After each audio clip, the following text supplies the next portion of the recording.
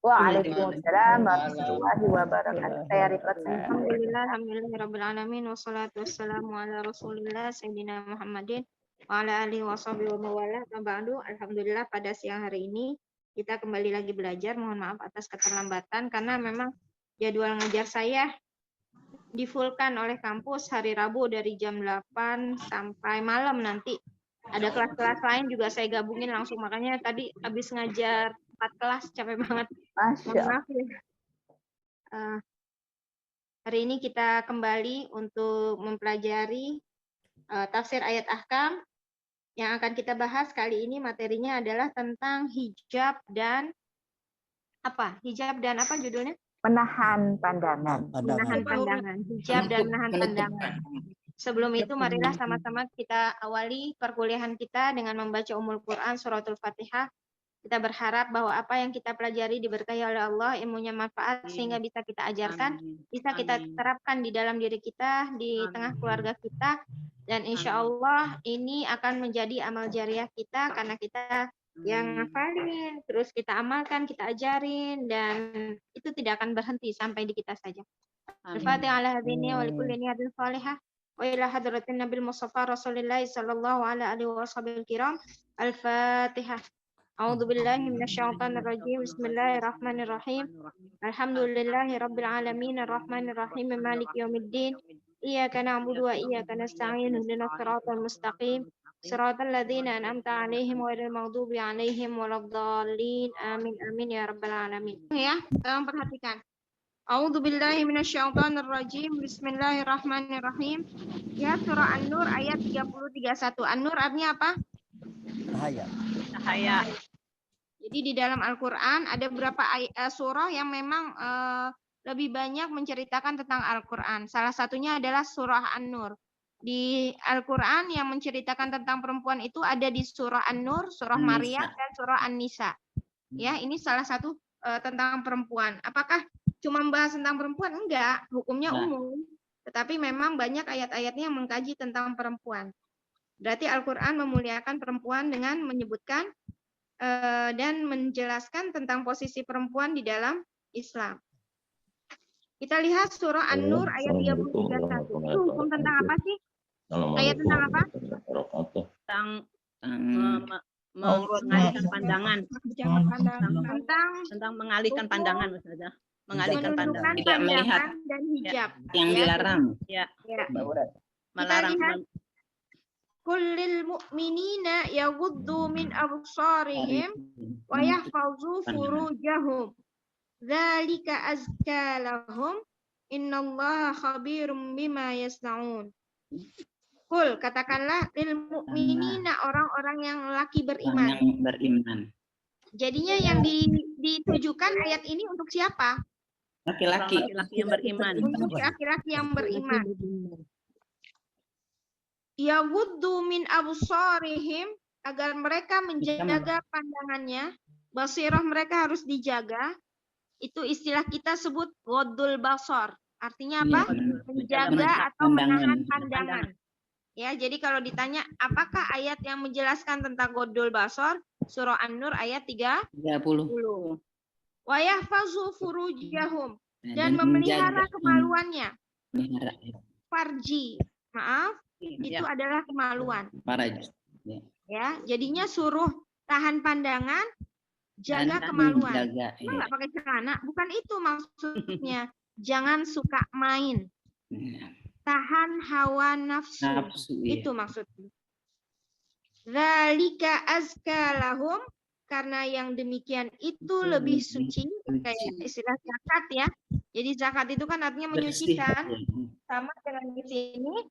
Innallaha khabirum bima yasnaun. Saya mulai dengan terjemahnya, baru nanti asbabun nuzulnya. Sungguhnya Allah adalah mengetahui apa yang mereka perbuat. Jadi dia nggak ketahuan, tapi dia menghayal, membayangkan tentang lawan jenisnya dan berpikiran untuk hal-hal yang tidak pantas. Itu Allah tahu. Jadi nggak harus yang kelihatan di depan muka manusia, karena Allah tahu apa yang dia pikirkan. Termasuk kamu ngelihat cewek, bapak-bapak nih, Pak Tarjani, ngelihat anak-anak muda gitu. Nggak bisa nahan pandangannya. Pertama kali noleh nggak apa-apa. kalau udah 2 kali itu namanya maksiat. Itu yang dilarang. Pak Darjani mah nggak kayak gitu ya Pak ya. Insya Allah. Pengalaman juga dulu masih muda enggak ya? Insya Allah. Karena udah tua, udah senior. Ya. Udah. Oke. Wa kullil mu'minati. Tadi kan buat laki-laki nih. Suruh ngapain buat laki-laki? Suruh jaga pandangan. Wadul basar sama jaga kemaluan. Meluat. Jangan suka malang melintang. Fokus aja gitu. Nah, kalau yang sekarang yang ayat 31-nya, kalau yang tadi kepada laki-laki yang beriman, yang sekarang buat perempuan beriman. Wa kullil mu'minati, dan katakanlah kepada para perempuan yang beriman yang min absarihinna, sama ternyata nggak cuma laki-laki yang disuruh nahan pandangan, perempuan bermasalah ya, mati ya, sinyal saya ya. Angin, ya. Betul, ya. Tadi keluar itu tiba-tiba. Perempuan juga disuruh godol basor. Perempuan juga disuruh godol basor, nggak laki-laki aja. Kalau misalnya dibilang, ih ada perempuan seksi, orang seksi itu kan menjadi pancingan untuk orang terjadi pemerkosaan dan lain-lain. Atau orang-orang sekarang bilangnya, ya laki kan disuruh menahan pandangan. Tahan pandangannya, biarkan perempuan berekspresi dengan kecantikannya. Salah. Nggak cuma laki-laki yang disuruh nahan pandangan. Perempuan juga harus menjaga pandangannya. Jangan ngeliatin lelaki, ih ganteng ya. Gantengan dia dibanding suami saya.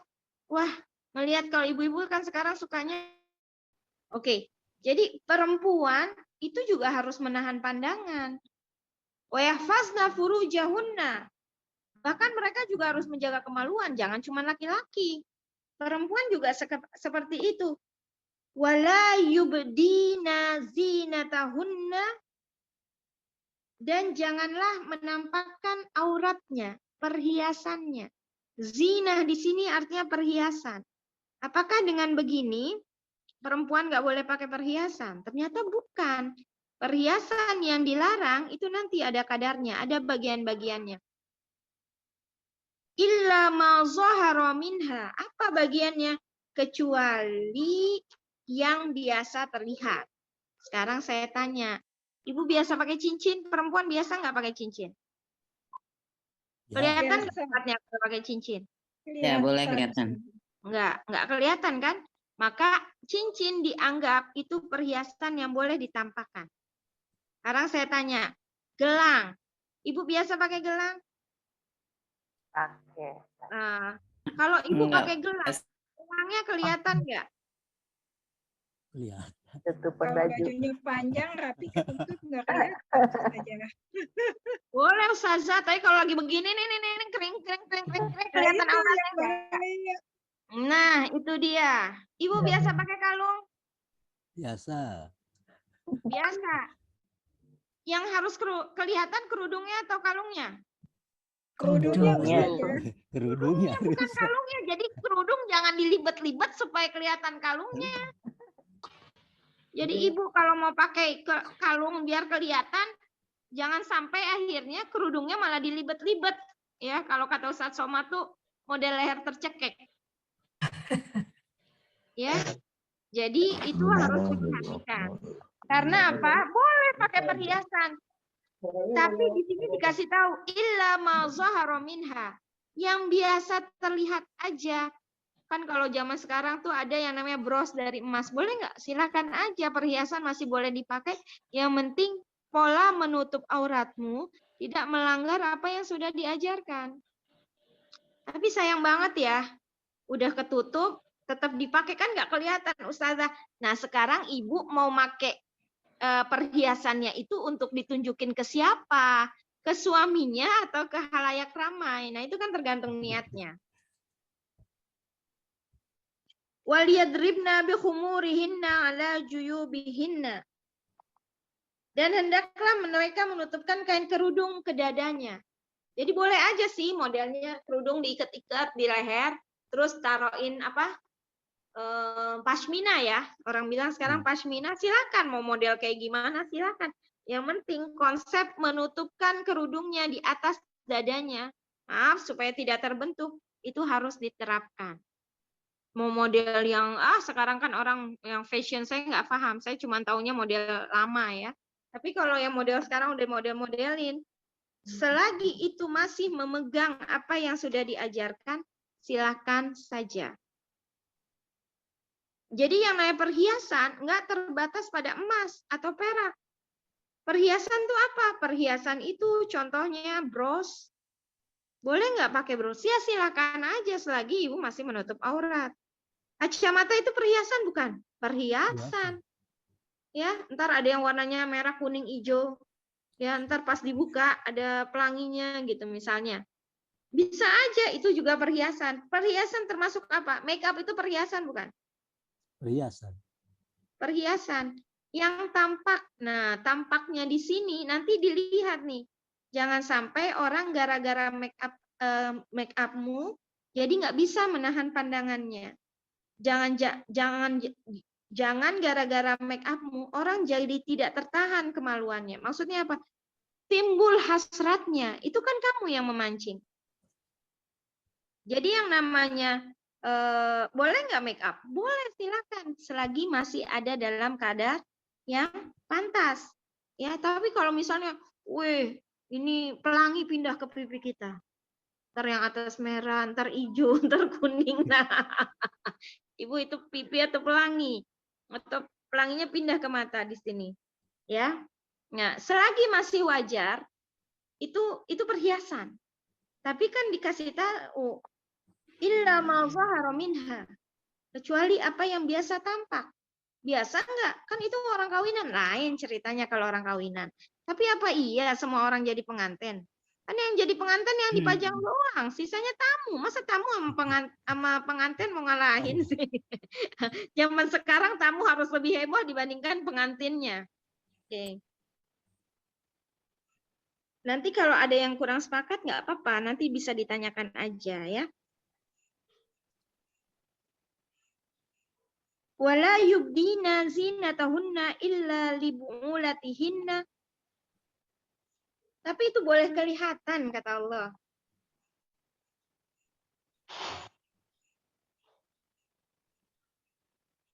Wal yadribna bikhumurihinna ala juyubihinna. Dan kecuali kepada suami mereka,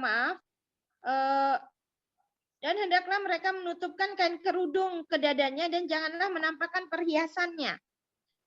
Boleh menampakkan perhiasannya, ya.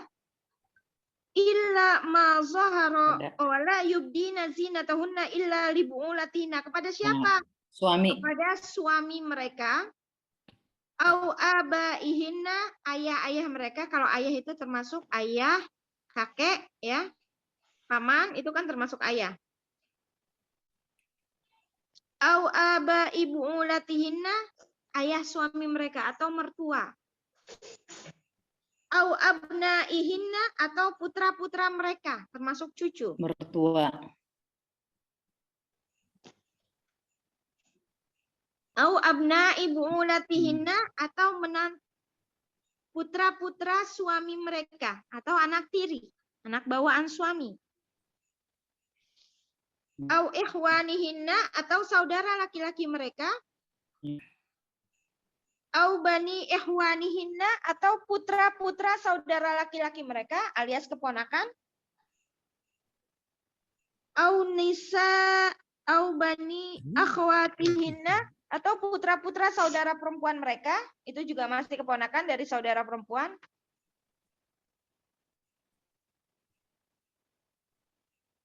Au nisaihinna atau para perempuan yang Islam sesama dengan mereka. Au ma malakat aimanuhunna atau hamba sahaya yang mereka miliki. Awit tabi'ina ghairi ulil irbati minar rijali awit tifli, yang tidak, atau para pelayan laki-laki tua yang tidak mempunyai keinginan terhadap perempuan, atau anak-anak yang belum mengerti tentang aurat perempuan, alladzina lam yazharu ala auratin nisa, tidak paham tuh anak-anak kecil tentang konsep aurat perempuan. Wala yadribna bi arjulihinna, dan janganlah mereka menghentakkan kakinya. Kan kita kalau lagi jalan kakinya bunyi ya Bu ya. Ya kan? Ini sengaja nih dibunyiin. Dengan apa cara ngebunyiinnya? Ibu-ibu Karena senang ada gelang pakai kakinya. sepatu. Ibu-ibu senang jalannya lenggak-lenggok kayak pregawati. Itu termasuk menunjukkan perhiasan. Ibu-ibu senang kalau misalnya gerakannya diperhatikan. Itu termasuk menunjukkan perhiasan. Anak-anak muda kita senang memakai gelang kaki. Kakinya nggak kelihatan, gelangnya nggak kelihatan. Tapi sengaja supaya langkahnya kedengeran dia pakai gelang kaki yang kerincing. Itu namanya sedang menunjukkan apa? Perhiasan yang bukan bisa diunjukin. Wa tubu ilallahi jami'a ayyuhal mu'minun la'allakum tuflihun. Dan bertobatlah kamu semua kepada Allah, wahai orang-orang yang beriman, agar kamu beruntung.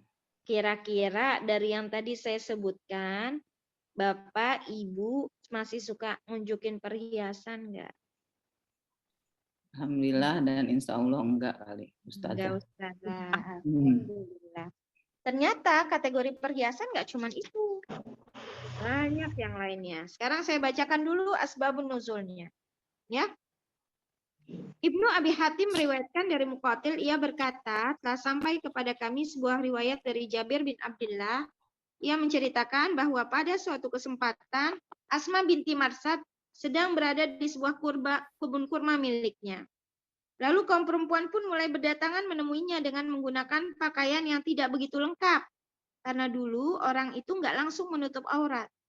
Jadi orang itu masih terbuka pakaiannya, dadanya masih kelihatan rambutnya. Mereka cuma pakai selendang-selendang biasa. Dan untuk membedakan antara orang merdeka dengan budak, itu juga bisa kelihatan dari pakaiannya. Semakin tertutup pakaian seseorang, maka dia adalah orang merdeka. Tapi kalau hamba, dia hampir terbuka setengahnya. Nah, ia menceritakan bahwa Dan pada boleh ya Ustazah. gimana? Kalau budak mungkin boleh kali. Iya, karena itu kan nanti bisa dibedakan untuk pakaiannya. Dia kan nggak wajib nutup aurat budak untuk ini. Ketika dia Islam, maka dia menutup aurat karena kesadarannya. Oke, saya selanjutkan. Asma binti Marsad sedang berada di sebuah kebun kurma miliknya. Lalu kaum perempuan pun mulai berdatangan menemuinya dengan menggunakan pakaian yang tidak begitu lengkap hingga menyebabkan perhiasan yang mereka kenakan di kaki, yaitu kerincingan, terlihat. Dada bagian atas mereka juga terlihat. Melihat hal itu, lantas Asma binti Marsad pun berkata, padahal dia sesama perempuan tuh. Betapa buruknya itu. Lalu Allah menurunkan ayat wa kullil mu'minati yaghdudna min absarihinna. Jadi ketika kamu berhadapan dengan perempuan pun kamu juga harus godol basor, nggak cuma sama laki-laki. Jadi ketika kita melihat perempuan yang terbuka auratnya, jangan dipandang Ibu, jangan itu banget ya. Nggak tahu malu, jangan digituin. Tahan pandangan.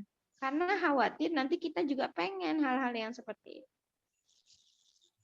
Ibnu Murdaweh meriwayatkan dari Ali bin Abi Thalib bahwasanya pada masa Rasulullah ada seorang laki-laki lewat di salah satu jalan kota di Madinah. Lalu ia pun memandangi seorang perempuan dan perempuan pun memandanginya, jadi main pandang-pandangan. Kemudian setan pun membisikkan ke benak mereka berdua bahwa masing-masing dari mereka saling tidak memandangi satu sama lain, melainkan karena tertarik dan kagum kepadanya. Kayak ibu ngelihat tuh anak cakep banget ya, jadi mantu dah gitu. Itu kan laki-laki Bu, laki-laki dewasa juga. Lagi nujum nggak apa-apa, lagi nujum. Hah? Kalau lagi Zoom nggak apa-apa, nggak kelihatan ini ya. Kita juga nggak tahu itu madepnya kemana. Untuk menuntut ilmu kasusnya berbeda. Kita lihat sedang dalam kasus muamalah dulu ya. Lain berbeda dengan kasus menuntut ilmu. Kalau menuntut ilmu nggak ngeliatin gurunya, nggak paham gitu. Ya. Tapi kalau via Zoom itu gimana ngeliatin gurunya? Oke. Kemudian setan pun membisikkan ke benak mereka berdua. Ustaz, dari bawah lihatnya. Gimana? Saya ngelihat ustazah tuh kelihatan. Saya dari bawah ini lihatnya. Iya, iya. Kemudian setan pun membisikkan ke benak mereka berdua bahwa masing-masing dari mereka berdua tidak memandangi yang lain, melainkan karena tertarik dan kagum kepadanya. Laki-laki itu pun berjalan menuju ke sebuah tembok sambil tetap memandangi perempuan itu tanpa menghentikan jalan dan langkah kakinya hingga akhirnya menyebabkan ia nabrak tembok dan membuat hidungnya sobek gara-gara fokus ngelihat cewek. Lalu ia pun berkata, sungguh demi Allah, aku tidak akan mencuci darah ini sebelum aku datang menghadap Rasulullah. Mau di sini. Ayo mau di sini.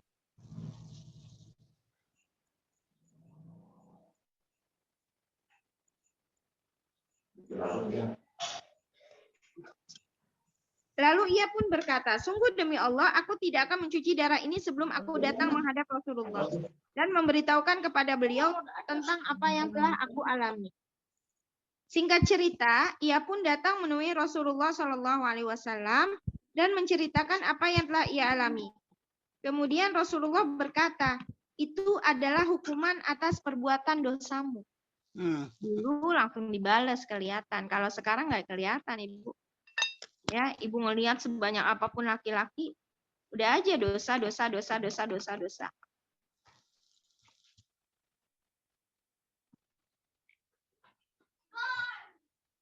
Ibnu Jarir meriwayatkan dari Hadrami bahwasanya ada seorang perempuan menggunakan 2 keroncong dari perak, kerincingan, dan sebuah keroncong yang terbuat dari manik-manik. Ketika ia lewat dekat sekumpulan orang, ia pun menghentak-hentakan kakinya hingga keroncong dari perak dan keroncong dari manik-manik yang dikenakannya itu pun saling berbenturan dan mengeluarkan suara gemerincing, lalu turunlah ayat wala yadribna biarjulihinna. Kita melihat bahwa setiap ayat yang kita bahas nanti semuanya ada asbabun nuzulnya. Apa artinya asbabun nuzul, Ibu Bapak? Sebab turunnya ya. Sebab turunnya ayat. Jadi ketika memahami hukum, ada hukumnya sendiri, tapi supaya pemahaman kita lebih komprehensif, maka kita juga harus mengetahui konteks turunnya ayat. Tapi bukan berarti kalau misalnya kita nggak paham konteks turunnya ayat, pasti hukumnya berbeda. Tidak, hukumnya tetap sama seperti apa yang sudah nantinya diijtihadkan oleh para ulama. Nah, sekarang saya akan menyebutkan beberapa ayat dan hadis yang berkaitan lebih dahulu baru kita bahas. Pertama, ada hadis dari Jabir bin Abdullah, ia berkata, sa'altu Rasulullah sallallahu alaihi wasallam an-nazarin al-fujaati fa'amarani an asrifa basari. Aku bertanya pada Rasulullah tentang pandangan tiba-tiba, nggak sengaja. Kalau kita kan kadang-kadang nggak sengaja ya ngelihat orang ya. Lalu apa yang Rasulullah perintahkan?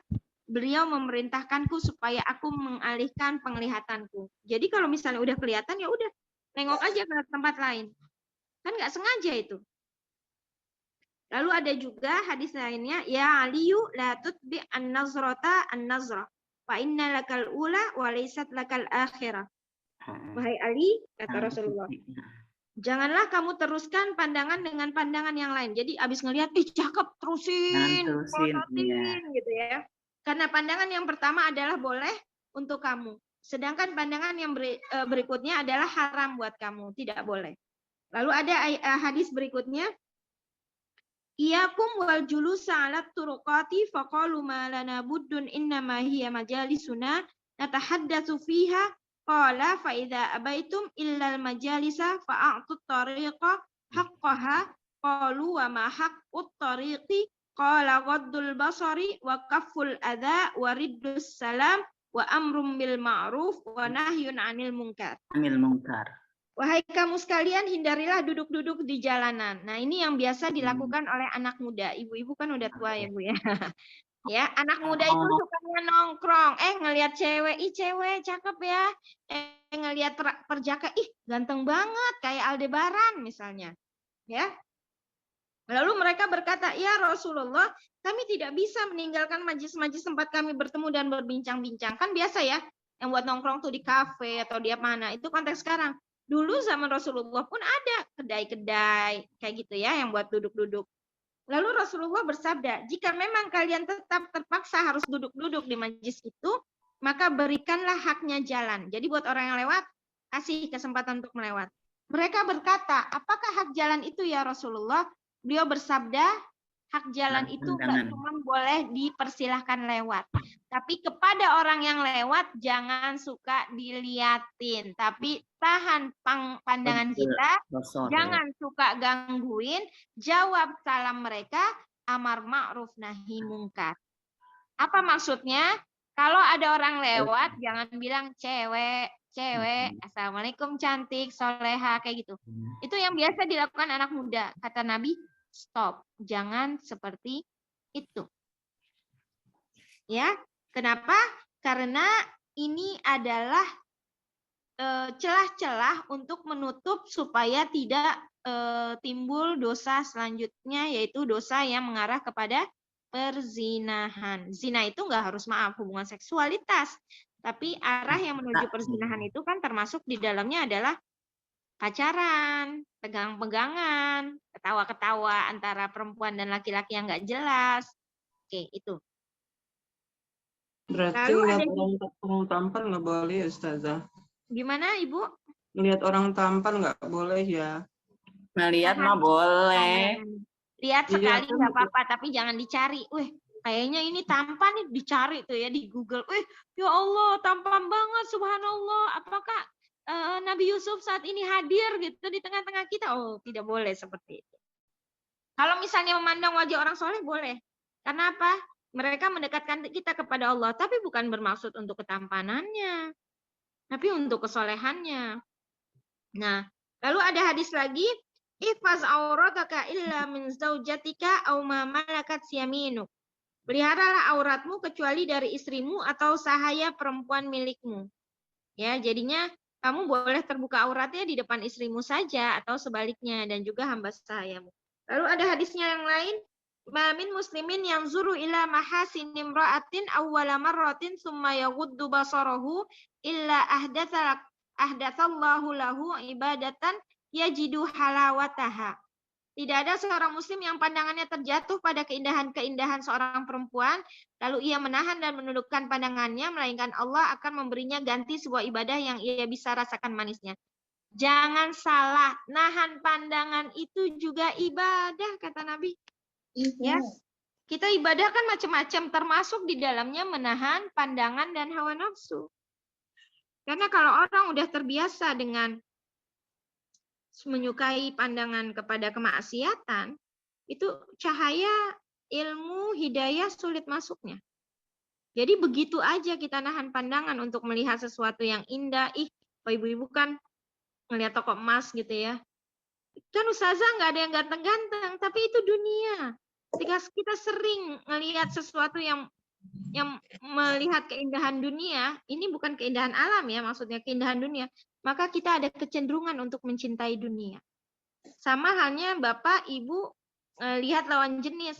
Awal-awal biasa, tapi seneng ya, lama-lama kita akan berpikir, kayaknya istri yang di rumah kurang cantik gitu. Akhirnya berpikir untuk mungkin ganti ya, kayak baju dong diganti. Lalu selanjutnya ada hadis, innan nazara sahmun min sihami iblis masmum man tarakahu makhafati abdaltahu imana yajidu halawatahu fi qalbi. Sungguhnya pandangan adalah salah satu anak panah iblis yang beracun. Barang siapa meninggalkannya karena takut kepadaku, maka aku akan memberinya ganti dengan sebuah keimanan yang ia merasakan manisnya dalam hati. Jadi jangan ikutin pandangan itu karena itu panahnya iblis.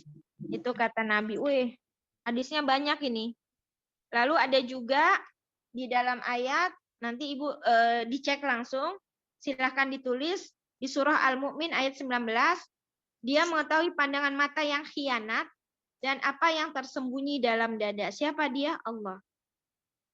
Lalu ada juga hadis lainnya, innallaha kataba 'ala ibni Adam hazzahu minaz zina adraka dzalika la mahalata fazinal ain an-nazaru wa zinal lisan, al-mantiqu wa zinal udunain, al-istima'u wa zinal yadain, al-batshu wa zinar rijlain, al-mashyu wan nafsu tamanna wa tashtahi wal farju yusaddiqu dzalika wa yukadzibuhu. Kita semakin takut nih begini. Ya, zina kaki, zina banyak Tadi banget. al-mu'min apa al-mu'minun ya Ustazah? Al-mu'minun, Ayat 19. nanti dicek ya al-mu'minun ya. Al-mu'minun. Emang ada al-mu'minah? Enggak ada, Bu. Oke, Al-mu'min. artinya apa? Telah ditetapkan atas anak cucu Adam bagiannya dari zina yang pasti akan menimpa dirinya. Dari dulu Allah udah netapin bahwa zina itu macam-macam. Zina kedua mata itu apa? Memandang. Kan Iya. Allah bilang wala taqrabuz zina, dan janganlah kamu mendekati zina. Bukan zinanya doang. Hal-hal yang mendekati Mendekatinya zina juga, aja udah ya. dilarang, apalagi zinanya. Apa tuh? Main pandang-pandangan. Yang kedua, zina lisan. Nah, Ucapan. Omongan-omongan yang membuat kita mengarah kepada hal-hal yang dilarang oleh Allah itu zina. Kamu cakep ya. Ya. Kalau memuji doang sedikit ini. Tapi nanti lama-lama seneng gitu ya. rayu. Lama-lama seneng, rayu deh. Zina yang selanjutnya adalah zina telinga. Mendengarkan. Kita nggak senang. Telinga. Tapi gara-gara didengerin yang baik-baik, dirayu-rayu, didengerin lagu-lagu indah, didengerin lagu-lagu yang mengundang syahwat, itu senang lama-lama. Syahwat, ya. Lalu ada zina kedua tangan. Apa? Sentuhan. Makanya ulama berbeda pendapat terhadap hukumnya menjabat tangan. Ada yang membolehkan, ada yang tidak. Yang tidak membolehkan ujung-ujungnya takut mengarah kepada perzinahan. Tapi bagi yang membolehkan, oh enggak, ini bukan maksud perzinahan, selagi mereka bisa menahan hawa nafsunya. Jadi ulama berbeda pendapat memang. Lalu zina kedua kaki adalah melangkah. Ibu melangkah kepada hal-hal yang diharamkan Jalan, oleh ya. Allah. Jalan-jalan, janjian. Nggak ngapa-ngapain sih. Tapi kan dengan nggak ngapa-ngapain itu jadi apa-apa. Sekali enggak, dua kali enggak, tiga kali iya. Ya. Karena kenapa? Karena jiwa mengharapkan dan menginginkan, dan kemaluan yang menentukan. Makanya wayaghdudna furujahunna. Maaf. Wayahfazna furujahunna. Karena ujung-ujungnya nanti kemaluan itu yang berhasrat. Awalnya dari hal-hal yang seperti biasa kita lakukan. Nah, lalu Awalnya ada dari lagi pandangan. hadis yang lainnya. Annaha kanat inda Rasulillah sallallahu alaihi wasallam wa Maimunah fa'aqbala ibnu ummi maktum fadakhala alaihi wa dzalika ba'da ma umirna bil hijabi. Faqala Rasulullah sallallahu alaihi wasallam ihtajiba minhu faqultu ya Rasulullah alaysa huwa a'ma wa la yubsiruna wa la ya'rifuna. Faqala Rasulullah sallallahu alaihi wasallam afa'amniya wani antuma alastuma tubsironihi. Ini tentang kisah yang diriwayatkan oleh Ummu Salamah, bahwasanya pada suatu ketika Ummu Salamah dan Maimunah, siapa Ummu Salamah dan Maimunah? Istrinya Rasulullah, sedang bersama Rasulullah. Lalu datanglah Ibnu Ummi Maktum. Siapa Ibnu Ummi Maktum? Sahabat yang buta matanya. Dan masuk menemui Rasulullah. Kejadian itu berlangsung setelah turunnya ayat hijab. Ayat hijab itu dulu yang diwajibkan pertama kali siapa? Istrinya para nabi, istrinya Rasulullah. Itu semuanya berhijab. Yang lain belum berhijab. Lalu Rasulullah berkata kepada kami berdua, pada Ummu Salamah sama Maimunah, gunakanlah hijab terhadap Ibnu Ummi Maktum. Mereka berkata, ya Rasulullah, bukankah Ibnu Ummi Maktum adalah laki-laki buta? Ia tidak bisa melihat kami dan tidak mengenali kami. Lalu Rasulullah berkata, apakah memangnya kamu berdua juga buta? Bukankah kalian berdua bisa melihatnya? Ini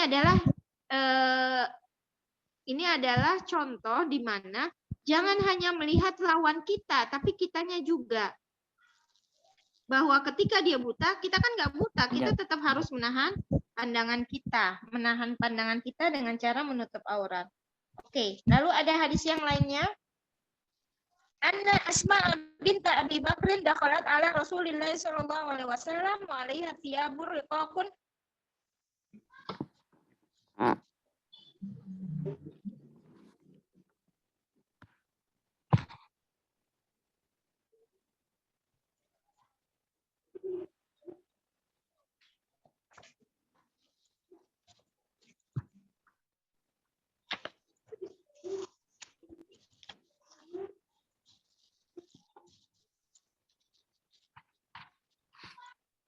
Saya ngantuk banget nih Bu Kinana. Bikin kopi, Bun. Pengen rebahan banget. Baru pulang langsung buka. Cuci muka, Bu, cuci muka. Sinyalnya jelek Ustaz gitu ya. Ya, mendung di tempat saya juga hujan. Aduh, gimana foto-foto yang udah beredar nih ya? Pandangan. Sudah berlalu, sudah yang ke depannya ya, Bun ya. Udah nggak bisa dihapus lagi nih. Ya Allah. Maaf ini ya, Februari. Sinyalnya mati-mati mulu ini. Iya, lagi jelek cuacanya saja. Iya. Ya Allah. Bahwasannya Asma binti Abu Bakar As-Siddiq masuk menemui Rasulullah dengan mengenakan pakaian yang tipis. Lalu Rasulullah pun berpaling darinya dan berkata, wahai Asma. Siapa Asma? Asma itu kakaknya Aisyah. Rasulullah pun berpaling darinya dan berkata, wahai Asma, jika seorang perempuan telah mencapai usia haid, maka tidak boleh ada bagian tubuhnya yang terlihat, melainkan ini dan ini. Wajahnya dan kafainya, kedua telapak tangannya. Dari sini bisa kita lihat bahwa kewajiban menutup aurat itu bukan pas dari kecil, melainkan sesudah baligh. Tapi kalau untuk membiasakan mereka, maka ada baiknya jika kita membiasakan anak-anak kita yang kecil untuk menutup auratnya. Kalau nggak bisa, paling tidak jangan dibiasakan untuk memakai baju yang kelihatan keteknya, kelihatan dadanya. Karena kalau mereka udah nyaman, sampai gede tuh kayak gitu.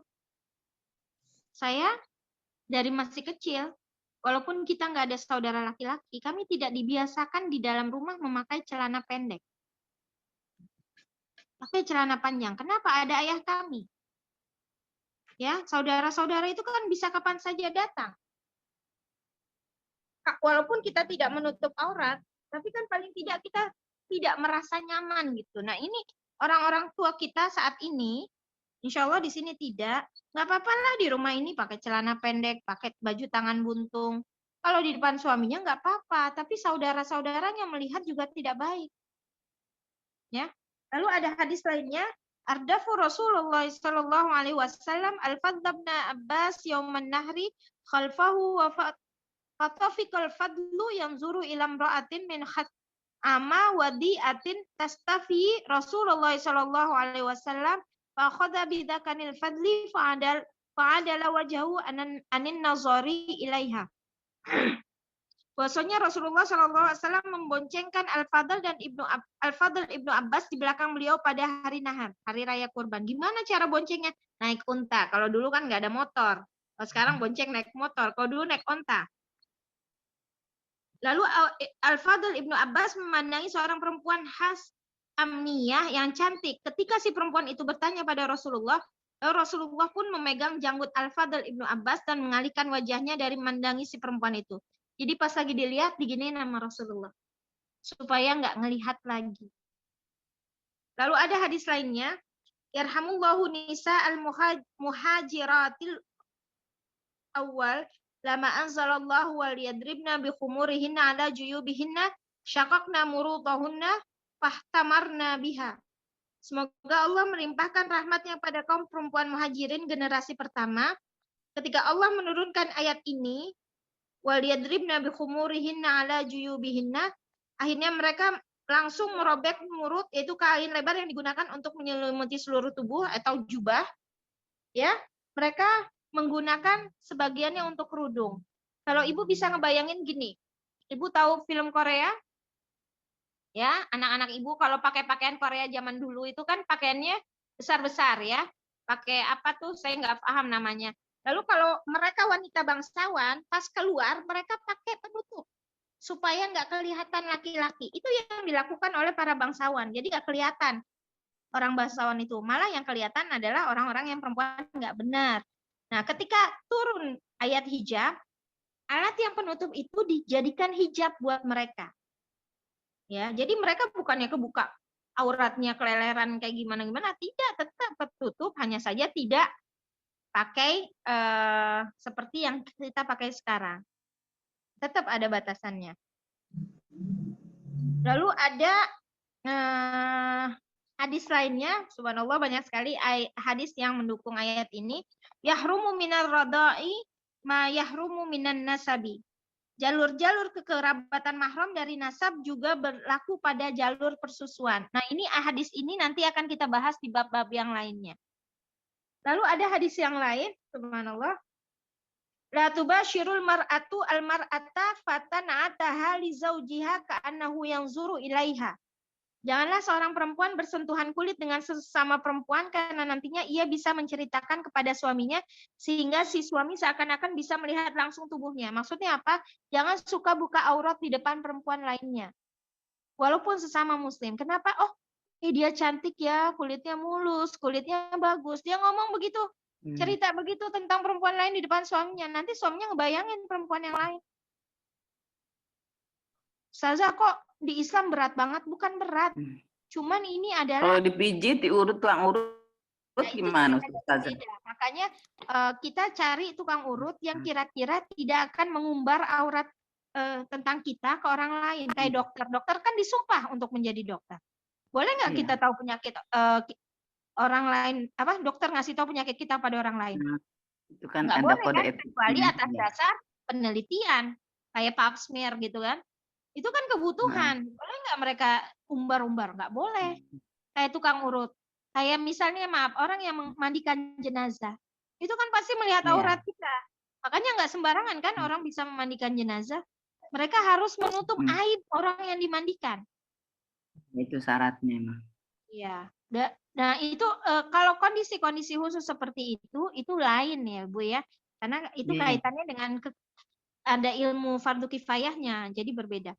Lalu ada hadis yang lainnya, anna Nabi sallallahu alaihi wasallam ata Fatimata bi amdin kana qad wahabahu laha wa ala Fatimata radhiyallahu anha taubun idza qanna'at bihi ra'saha lam yablugh rijlaiha wa idza ghattat bihi rijlaiha lam yablugh ra'saha. Falamma ra'a an-nabiy sallallahu alaihi wasallam Matal qala innahu laisa alaiki ba'sun innama huwa abuki wa ghulamuki.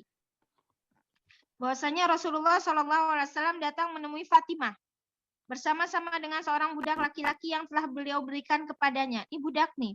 Sementara waktu itu Fatimah mengenakan pakaian yang jika ia tarik ke atas untuk menutupi kepalanya, maka kakinya akan terlihat. Sebaliknya, jika ia tarik ke bawah untuk menutupi kakinya, maka kepalanya terlihat.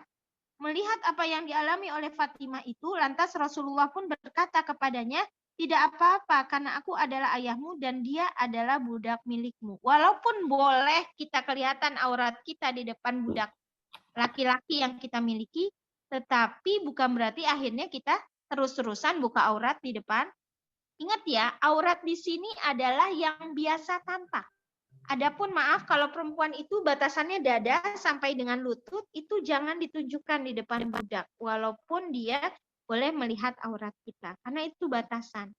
Kalau zaman sekarang budak kemben pakai handuk. Ya. Ada budak Ustazah.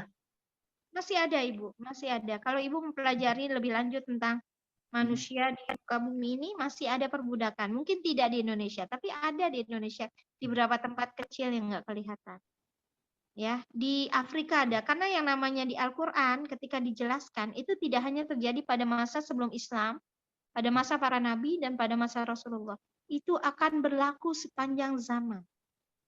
Ya. Oke ya, oke. Karena yadkhulu ala azwajin Nabi sallallahu alaihi wasallam muhannasun fakanu ya'uddunahu min ghairi ulil irbati fadakhalan nabiyyu sallallahu alaihi wasallam yauman wa huwa yan'asum ra'atan qala idza akbalat bi arba'in wa idza adbarat bi thamanin faqala nabiyyu sallallahu alaihi wasallam ala ara hadza ya'rifu ma hahuna la yadkhulanna alaikunna fa akhrajahu minal manzil. Ada seorang laki-laki banci yang biasa keluar masuk menemui para istri Rasulullah. Waktu itu orang-orang menilai dirinya sebagai laki-laki yang tidak memiliki kebutuhan dan birahi kepada manusia. Lalu pada suatu kesempatan Rasulullah datang, sementara laki-laki itu sedang menggambarkan bentuk tubuh seorang perempuan dengan berkata, jika dilihat dari depan, lipatan-lipatan perutnya terlihat ada 4. Tuh kata banci tuh. Namun jika dilihat dari belakang, lipatan-lipatannya itu terlihat ada 8. Lalu Rasulullah berkata, aku lihat laki-laki ini mengetahui apa yang ada di sini. Karena kelihatan kan auratnya. Jangan diperbolehkan lagi ia masuk menemui kalian. Lalu laki-laki itu diusir dari dalam rumah. Karena nanti aurat kita bisa diujukan kepada orang lain di luar rumah kita. Nih, lalu nanti Ibu tulis ya, dicek surah An-Nur ayat 58, saya bacakan terjemahnya. Wahai orang-orang yang beriman, hendaklah hamba saya laki-laki dan perempuan yang akan memiliki dan orang-orang yang belum balik atau dewasa di antara kamu meminta izin kepada kamu pada 3 kali kesempatan. Jadi jangan sembarangan masuk. Yang pertama, yaitu sebelum sholat subuh. Jadi kita itu harus punya privacy. Ada orang, walaupun kita sama perempuan, walaupun itu anak kita, sebelum sholat subuh jangan masuk kamar.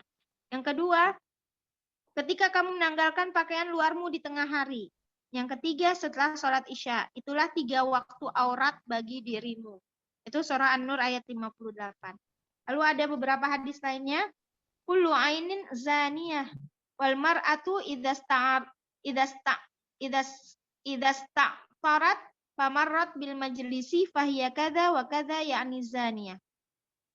Setiap mata berzina dan seorang perempuan ketika ia mengenakan parfum lalu lewat di dekat kerumunan yang banyak, maka ia adalah begini dan begini, maksudnya adalah berzina. Jadi ibu, bapak mau pakai parfum silakan, tapi ada batasannya. Kalau ibu jalan seperti toko parfum berjalan, itu seolah-olah menunjukkan auratnya. Mengundang. Undang kira. Kalau ustazah kalau pakai pewangi pakaian itu mah yang normal, silakan aja. Pakai sabun wangi itu normal. Tapi kalau ibu pakai sabun wangi berendam supaya nggak perlu pakai parfum, dengan itu aja udah bisa jadi kebun bunga gitu ya. Ikutan ibu jalan itu juga nggak boleh. Jadi kita yang normal-normal aja, yang dianggap tidak mengganggu penciuman orang lain. Lalu ada hadis lainnya, la yaqbalullahu sholatan ra'atin ayyabat li hadzal masjidi hatta tarji'a fatagtasila ghuslaha minal janabah. Allah tidak berkenan menerima sholat seorang perempuan yang mengenakan parfum ketika pergi ke masjid ini hingga ia kembali pulang lalu mandi seperti mandi janabah. Nanti ini juga ada dalilnya ya, tapi intinya bukan berarti akhirnya benar-benar tidak boleh memakai parfum. Tapi kalau pemakaian parfumnya bermaksud untuk mencari perhatian lawan jenis, maka itu sama saja dia sedang menunjukkan auratnya. Walaupun pakai bajunya udah syar'i, ya. Tapi wanginya bukan main. Wanginya bukan main. Bukan wangi itu enak, Ustazah. Wangi yang standar yang boleh. Bukan yang semriwing gitu. Sampai 40 meter masih kebauan. Ya, itu kan luar biasa. Ibu-ibu, enggak Ustazah kan mau ke Majlis Salim. Mau ke Majlis Salim memang ibu nggak naik ojek. Mau ke Majlis Salim memang nggak ada laki-laki di situ. Kecuali rumah ibu itu yang jadi Majlis Salimnya. Sedangkan sesama perempuan aja nggak boleh nunjukin aurat. Maksudnya apa coba? Nih, nyawangi gue mahalan, lo kagak. Kan nggak begitu juga. Oke. Rasulullah SAW bersabda, ittaqu baitan yuqalu lahul hammam. Qila ya Rasulullah, innahu yudhibu bihil was wa yudzakkir an-nar. Faqala in kuntum la budda fa'ilin wa adkhaluhu mustatirin. Artinya waspada dan hati-hatilah kalian terhadap rumah yang dikenal dengan nama al-hammam, tempat pemandian. Kalau dulu orang itu mandinya itu di kamar mandi umum. Kalau zaman sekarang kan kamar mandi ada di rumah masing-masing. Kenapa? Karena dulu belum ada aliran kayak pipa kayak zaman sekarang. Ya, kalau kita lihat di film-film itu kan ada tempat pemandian umum ya. Di Arab juga seperti itu dulu. Nah, ketika mandi emang pakai baju renang kan enggak, kebuka auratnya. Lalu dikatakan pada beliau, sungguhnya tempat pemandian bisa membersihkan tubuh dari kotoran dan mengingatkan kepada neraka. Lalu beliau bersabda, jika memang kalian harus masuk ke dalamnya, maka masuklah kalian dengan tetap menggunakan penutup tubuh. Jadi tetap walaupun mandi harus tutup aurat. Kalau tempat pemandiannya adalah tempat pemandian umum. Istilah kita kalau masuk ke kolam renang harus pakai baju renang yang tertutup. Jadi jangan yang terbuka. Enggak apa-apa. Ini kan disesuaikan pada tempatnya. Ini kan di pantai, ini enggak ada. Syariat enggak bilang begitu. Ya, jadi kalau orang barat bilang mengkritisi segala macam, kok kamu nggak bisa menempatkan terus gara-gara kamu ke pantai jadi pakai bikini gitu. Enggak bisa juga. Anna Nabiya sallallahu alaihi wasallam marra bihi fil masjid wa huwa kashifa an fakhidahu. Faqala sallallahu alaihi wasallam fi ma rawahul Hakim Muhammad bin Abdullah bin Jahash ghatti fakhidaka fa innal fakhdha aurah. Bahwasanya Rasulullah sallallahu alaihi wasallam lewat di dekat Huzaifah di masjid. Sedang saat itu pahanya terbuka, enggak sengaja. Lalu Rasulullah berkata padanya, tutuplah pahamu karena paha adalah termasuk aurat. Ya. Itu buat laki-laki. Lalu ada hadis lainnya, la tubris fakhidaka wa la tanzur ila fakhidhi hayyin wa la mayyitin. Janganlah kamu buka pahamu dan janganlah kamu melihat paha orang lain nih, bapak-bapak. Jangan buka pakai celana pendek. Ya, ustazah cuman keluar rumah. Di dalam rumah aja kalau mau pakai. Jangan dibiasain pakai celana panjang atau di bawah lutut. Ya, bapak-bapak nih biasa banget. Kecuali bocah. Saya juga untuk membiasakan anak-anak saya ketika keluar itu pakainya celana panjang. Kan auratnya ini, kan kita biasa, maka jangan dibiasakan. Bahkan ini ada dalilnya, janganlah kamu buka pahamu dan janganlah kamu melihat paha orang lain, baik orang yang masih hidup maupun orang yang sudah meninggal dunia. Ini bukan buat perempuan loh, ini buat laki-laki juga. Kalau mandi ya.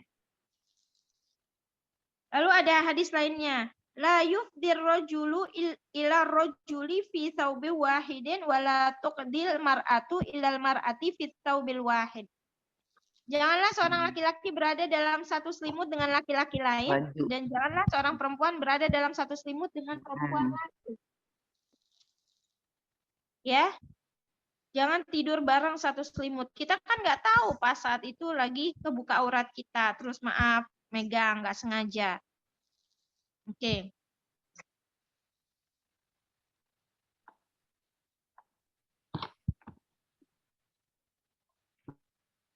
Lalu ada qala rajulun ya Rasulullah ar-rajulu minna yalqa akhahu aw sadiqahu aw yankhana lahu qala la qala ayaltazimuhu wa yuqabbiluhu qala la qala afa ya'khudhu biyadihi wa yusafihuhu qala na'am. Ada seorang laki-laki bertanya, ya Rasulullah, jika salah seorang dari kami bertemu dengan saudara atau kawannya, maka apakah yang harus ia lakukan? Apakah ia boleh memberi hormat dengan menundukkan tubuh padanya? Dia berkata tidak. Laki-laki itu berkata lagi, apakah boleh ia memeluk dan menciumnya? Beliau berkata tidak. Laki-laki itu kembali bertanya, apakah dengan berjabat tangan? Beliau berkata iya. Ini menunjukkan hukumnya bahwa berpelukan atau mencium wajah itu hukumnya makruh kecuali seorang ayah kepada anaknya sebagai ungkapan kasih sayang.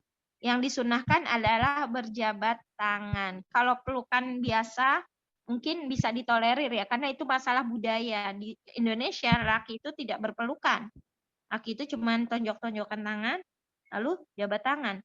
Tapi kalau misalnya di Timur Tengah ada juga yang berciuman, tapi bukan cium pipi. Cium pipi itu biasanya kepada anak atau suami istri ya. Lalu ada hadisnya ya Aliyu la tutbi an-nazrah, itu udah tadi udah saya sebutkan. Lalu ada hadis lainnya, idza hataba ahadukumul mar'ah fala junaha alaihi ay yanzura ilaiha idza kana innama yanzuru ilaiha li khitbatihi wa in kanat la ta'lam. Apabila salah seorang dari kalian meminang seorang perempuan, maka tidak apa-apa ia melihat perempuan itu jika memang ia memandangnya tidak lain adalah karena bertujuan peminangan. Dilamar. Jika memang ia mandangannya tidak lain adalah karena bertujuan peminangan, meskipun si perempuan tidak mengetahuinya, itu lain ya, karena ada sebab. Lalu ada dalilnya lagi, Allahu ahaqqu ayyastahi minhu. Allah lebih berhak untuk menerima rasa malu. Jadi kita itu kita itu kalau malu sama Allah gitu, sama yang lain juga. Jadi kamu jangan malu-maluin. Nah, lalu ada hadis yang lainnya. Iyyakum wa ta'rif fa inna ma'akum man la yufariqukum illa 'indal ghaid wa hina yufdir rajulu ila ahli. Janganlah kalian bertelanjang, jangan suka telanjang karena sungguhnya ada makhluk Allah yang selalu menyertai kalian kecuali ketika kalian buang hajat dan ketika seorang menggauli istrinya. Jangan suka telanjang tiduran gitu, walaupun di kamar sendirian. Kenapa? Malaikat nggak mau masuk. Malaikat kan selalu ada di sisi kanan kiri kita. Dan selalu ada jin, setan di sekeliling kita. Tahu-tahunya setan suka dengan bentuk kita. Naudzubillah. Lalu ada hadis lainnya. Yarhamullahu nisa al-muhajiratil awwali lamma anzalallah waliyadribna bikhumurihinna ala juyubihinna syaqaqna murutahunna asnahunna fahtamarna biha. Semoga Allah melimpahkan rahmatnya pada perempuan muhajirin generasi pertama jika Allah menurunkan ayat. Nah, itu tadi udah kita bahas ya. Lalu ada hadis lainnya, ayuhan nas tubu ilallah fa inni atubu ilaihi kulla yawmin mi'ata marrah. Wahai manusia sekalian, bertobatlah kalian semua pada Allah karena sungguhnya aku saja bertobat pada Allah sebanyak 100 kali setiap hari. Aduh, jadi serem. Jadi serem ya. Terus hari Jadi gimana nih? Jadi kalau kita sudah melakukan itu, solusinya apa? Taubat. Kita kan suka nggak sengaja melakukan itu. Dan itu kategorinya bukan dosa besar. Tapi hal-hal yang seperti itu akan mengarahkan kepada perzinahan selanjutnya. Suruh Rasulullah apa? Saya aja taubat sehari 100 kali minimal. Kok yang itu yang melakukan nggak mau taubat? Oke. Saya lanjutkan dengan ayat berikutnya ya, supaya pembahasannya lebih komprehensif. Surah selanjutnya surah apa? Al-Ahzab ayat 29. Bismillahirrahmanirrahim. Ya ayyuhan nabi. Wahai nabi, kul li azwajika, katakanlah kepada istri-istrimu, wa banatika, anak-anak perempuanmu, wa nisa'il mu'minin, istri-istri orang yang beriman, yudnina alaihinna min jalabibihin, hendaklah mereka menutupkan jilbabnya ke seluruh tubuh mereka. Jadi yang namanya ditutup bukan yang atas ditutup, yang bawah dibuka, tapi semuanya ditutup. Dzalika adna, yang demikian itu agar lebih mudah, ayyurafna, untuk dikenali, fala yu'zain, sehingga mereka tidak diganggu. Kalau orang tertutup, apa iya masih suka digangguin? Kan enggak. Wakanallahu ghafurur rahima. Dan Allah Maha Pengampun, Maha Penyayang. Nah, saya bacakan asbabun nuzulnya. Imam Bukhari meriwayatkan dari Aisyah, dia berkata, pada suatu hari Saudah itu siapa? Istrinya Rasul, pergi keluar untuk suatu keperluan. Hal itu terjadi setelah diturunkannya ayat hijab. Saudah adalah perempuan yang cukup gemuk dan mudah dikenali oleh siapa saja yang sudah mengenalnya. Lalu Umar bin Khattab melihatnya lalu berkata, wahai Saudah, ketahuilah bahwa sungguhnya kamu tidak asing bagi kami dan mudah kami kenali. Karena itu perhatikanlah bagaimana kamu pergi keluar. Lalu Saudah pun langsung berputar arah dan kembali. Sementara waktu itu Rasulullah sedang berada di rumahku tengah makan malam dan tangan beliau sedang memegang arak. Arak itu apa? Dia kayak ini ya, makanan kayak kambing gitu ya. Tulang setelah dagingnya tinggal sedikit. Jadi tulang yang udah digerogotin gitu, tinggal sedikit. Lalu Saudah pun masuk dan berkata, "Ya Rasulullah, saya pergi keluar untuk suatu keperluan." Lalu di tengah jalan Umar bin Khattab berkata padaku demikian dan demikian. Lalu Allah pun menurunkan wahyu pada Rasulullah. Kemudian proses penerimaan wahyu pun selesai. Sedang arak tersebut masih tetap di tangan beliau dan belum beliau letakkan. Tahu-tahu wahyu turun. Lalu beliau bersabda, "Sungguhnya telah diizinkan bagi kalian untuk pergi keluar untuk suatu keperluan kalian." Jadi boleh keluar, yang penting udah nutup aurat. Walaupun walaupun nggak sama ini ya, yang penting kita udah menutup aurat. Ibnu Sa'ad dalam kitabnya At-Tabaqat meriwayatkan dari Abu Malik, ia berkata para istri Rasulullah pergi pada malam hari untuk suatu keperluan mereka. Ada sejumlah orang munafik yang suka mengganggu mereka sehingga mereka pun merasa terganggu, terusik dan tersakiti. Kemudian hal itu diadukan pada Rasulullah. Lalu orang-orang munafik itu ditanya tentang apa yang telah mereka lakukan itu. Kemudian mereka berkata, "Sungguhnya kami melakukan hal semacam itu hanya terhadap para sahaya perempuan saja, sehingga turun ayat ini." Yaitu surah Al-Ahzab. Ini tentang ayat 59. supaya perempuan pakai menutup aurat. Menutup aurat aja masih digangguin, apalagi enggak menutup aurat. Nah, apa yang bisa kita perhatikan dari kedua ayat ini? 1, harus menjulurkan jilbab, tutup aurat sesuai dengan batasan aurat, itu tidak berlaku perempuan yang seperti apa. Walaupun nanti ada yang bilang kalau sesudah 60, nggak apa-apa, tidak harus terlalu tertutup. Tapi kita sebaiknya selalu menutup aurat. Lalu yang kedua, hikmahnya adalah bahwa ini menjadi identitas seorang muslimah. Kita bisa melihatlah di pasar mana orang yang beriman, mana yang tidak, dari pakaiannya aja. Kalau orang Kristen, maaf, kalau udah tua ada nggak yang nutup aurat? Sampai tua juga masih pakai celana pendek, ya nggak? Ini identitas orang beriman ini. Walaupun ada yang masih sholatnya masih belang-belentung, tapi kan dengan menutup aurat itu bisa dikategorikan, oh yang satu beriman, yang satu tidak.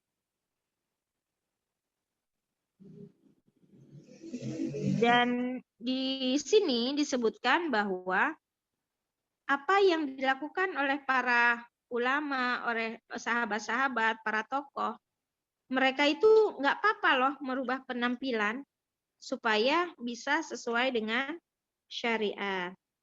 Nanti ada juga pembahasan tentang niqab, tapi kita di sini nggak ngebahas itu. Niqab itu apa sih? Niqab itu cadar. Karena kita di sini nggak memakai cadar ya. Lalu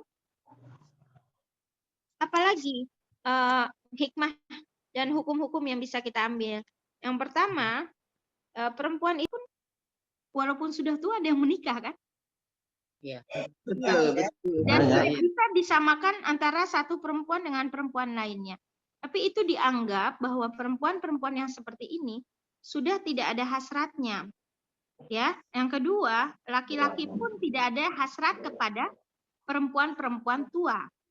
Jadi dianggap dia sudah agak tidak terlalu ketat untuk dalam penutupan auratnya.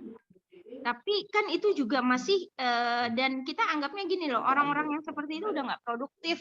Dalam artian paling di rumah, ke rumah tuh mau ketemu siapa sih, mau ngapain sih gitu. Tapi kan nggak semua perempuan seperti itu. Jadi kalau saya sendiri secara pribadi, selagi dia masih bisa menutup aurat dengan baik, tutuplah dengan baik. Mungkin yang berkurang ya kaos kakinya. Tapi kan ada juga perempuan-perempuan 60 yang kakinya masih bagus, tidak keriput kalau dia rajin merawat dirinya. Ntar nggak kelihatan mukanya, kelihatan kakinya, disangkain anak 17 tahun. Masih banyak yang aktif. Umur 60 tahun sekarang banyak yang masih aktif. Iya, ya itu kan jadi fikih itu kan berkembang, Ibu. Itu fikih yang lama. Dulu mungkin 60 tahun udah di rumah aja gitu. Kalau sekarang kan perempuan masih bekerja, belum pensiun. Kadang-kadang dosen itu belum pensiun loh umur segitu. Saya 57, Ustaz. Sudah disangkain 40 saya ini. Masya Allah. Bukannya 17. Iya. Jadi Bu Ustazah umpama nih, salat dulu tapi Gimana Ibu? Umpama nih, apa ya, kerudung terutama tuh kadang-kadang spontanitas keluar ke depan rumah gitu. Lupa. Itu spontanitas, lupa. Karena ya itu, pertama memang udah, ya itu umurnya udah di atas 60 jauh. Kedua, juga memang udah ya, kalau dibilang sih jauh deh dari pikiran-pikiran yang Macam-macam. dikategorikan ke arah sana gitu. Itu gimana dok? Anu Bu Ustadz, ini contohnya diri saya sendiri lah gitu loh.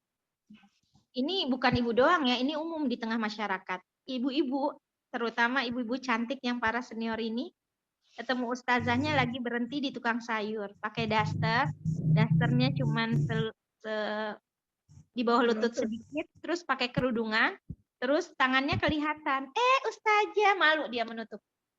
Dia lupa kakinya nggak tertutup. Jangankan ibu tua, ibu muda juga seperti itu. Jadi malunya sama ustazah, bukan sama Allah. Nah pertanyaannya, apakah semua perempuan bisa disamakan? Tidak, nggak bisa disamakan. Tapi kita ngomong secara umum ya, kecenderungan bahwa orang-orang di usia segitu mungkin sudah tidak menarik. Tapi saya sebagai orangnya, kita kan punya pilihan sebenarnya Ibu. Saya tetap memilih bahwa perempuan apapun keadaannya, tutuplah aurat dengan baik. Kecuali masalah memakai kaos kaki. Karena di dalam Islam pun memakai kaos kaki itu juga sudah ada perbedaan pendapat. Di dalam mazhab Hanafi pun kaki boleh kelihatan. Ibu kalau melihat orang-orang yang dari Asia Selatan ketika haji umroh, mereka kelihatan kan sholatnya, kakinya? Iya. Iya. Nah, kalau itu lain ceritanya. Tapi ada nggak yang kelihatan kerudungnya, kelihatan rambutnya? Nggak ada. Enggak. Jadi tetaplah tutup aurat dengan baik. Iya, iya. Ya, refleks-refleks itu biasa. Kan sama Allah Rasulullah bilang, kalau terjadi kesalahan, kita nggak bilang kalau ngeliatin cowok gitu, ngeliatin cewek gitu. Kita bukan orang suci, makanya selalu bilang Rasulullah aja yang emang udah dijamin masuk surga, itu minimal 100 kali istighfarnya sehari. Jadi apapun dosa yang kita lakukan kan nggak sengaja, makanya itu istighfar kita.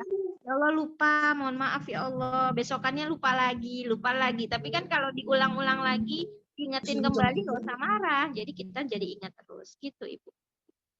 Iya, Bu Ustazah, terima kasih untuk memperbaiki keadaan selanjutnya. Insya Allah, amin. Assalamualaikum, Ustaz. Ya, cukup ya. Karena udah azan ya, semoga bermanfaat. Saya akhiri dengan pembacaan doa kafaratul majlis. Subhanakallahumma wa bihamdika.